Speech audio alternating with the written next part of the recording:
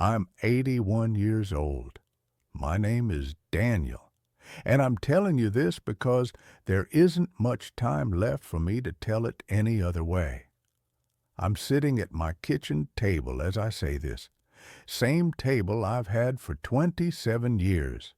One chair across from me stays empty now. I keep it there anyway. I didn't plan to talk about my life like this. I never liked that kind of thing. I spent most of my years keeping my head down, moving forward, getting things done. Talking felt like stopping, and stopping always felt dangerous.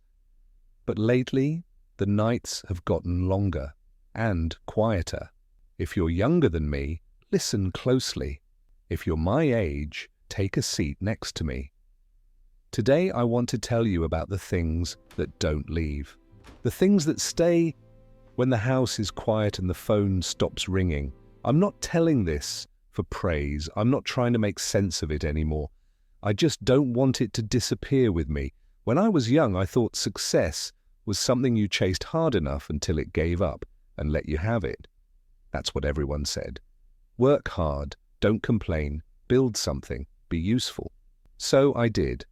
In my 20s, I worked in a small office downtown, grey carpet, flickering lights, coffee that always tasted burnt.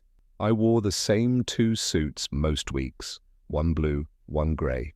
I told myself I'd buy better ones when things improved. I stayed late almost every night. Not because anyone asked me to, I just didn't want to be the first one to leave. I wanted to be seen as dependable, serious. There was a woman back then. Her name was Margaret. She had a habit of humming while she cooked. Quietly. She didn't want to disturb the room. I used to hear it when I came home late. Sometimes she'd already be asleep. Sometimes she'd wait up, pretending to read. She'd look up when I came in and smile like it hadn't been hours. I always told her just a few more years. She always nodded. At the time, it felt reasonable. Everything did. The long hours, the missed dinners, the weekends spent catching up. I wasn't reckless. I wasn't cruel. I was building something. That's what I believed. We bought a house when I was 34. Small place. Backyard that never quite grew grass right. I promised I'd fix the fence. I never did. Our son was born 2 years later. I remember holding him and thinking, I'll give you everything. What I meant was stability, security, a good name. What I didn't realize was that he mostly wanted me to sit on the floor with him, to listen when he talked about nothing at all. I was always tired, or busy, or distracted. I went to his school events, technically.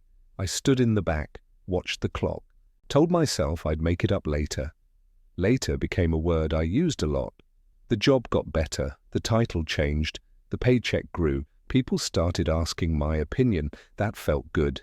It felt earned. At home, Margaret stopped humming. I didn't notice when it happened. I just noticed one day that the house sounded different. We talked less, not because we were angry, just quieter. Conversations turned practical. Groceries, bills, schedules. Sometimes she'd ask if I could come home earlier. I'd say I'd try. I usually didn't. I thought love was patient. I didn't realize it could wear thin without making a sound. In my 40s, I traveled more. Airports blur together after a while. Same carpets, same announcements. I called home when I could. Sometimes I forgot. Once, my son asked if I'd be at his game. I said I didn't know yet. He said, okay, like it didn't matter. That was worse. I told myself I was doing all this for them. That made it easier. The damage wasn't loud. It didn't arrive all at once. It showed up in small ways. A look held a second too long. A question not asked. A chair staying empty at dinner. Margaret started spending more time with her sister. I encouraged it. Thought it was healthy. Years went by like that. Years move faster when you're not paying attention. The turning point didn't come with shouting or tears. It came on a Tuesday afternoon. Ordinary, forgettable if you didn't know what it meant. Margaret sat across from me and said she felt alone. She didn't say it angrily. She said it like she was stating the weather. I told her things would slow down soon. I told her we'd have time. She nodded. The same way she always had. She moved out 6 months later. We were polite about it, civil, dividing things, deciding who kept what. I kept the table. She took the old photographs, said she'd scan them and send copies. She never did. I never asked. I told myself I'd focus on familiar ground. My son called less after that, not out of spite, just distance, lives drift. I became very good at being alone without admitting it. Retirement came quietly, a small party, a plaque with my name misspelled, a handshake, then nothing. The first Monday after, I woke up early anyway, sat at the table, drank coffee, waited for something to happen. Nothing did. A few years later, Margaret got sick. I heard through someone else. I visited once. She looked smaller, tired, still kind. We talked about old things, neutral things, the weather, the house, the fence I never fixed. She smiled at that. She died the following winter. At the funeral, I stood near the back again. Old habit. Our son stood up front. He looked like me, somehow older and younger at the same time. We talked afterward, carefully, like people handling something fragile. There are things you can't fix once they break in a certain way. Time is one of them. Now it's just me. The table, the quiet. I think about what I chased, the meetings, the deadlines, the praise that faded faster than I expected. I wonder who remembers me for it. I'm not sure. If I'm honest, I don't feel like I failed. I just missed things. I missed evenings, missed voices, missed the sound of someone moving around the house while I pretended to sleep. If you're listening to this, I won't tell you what to do.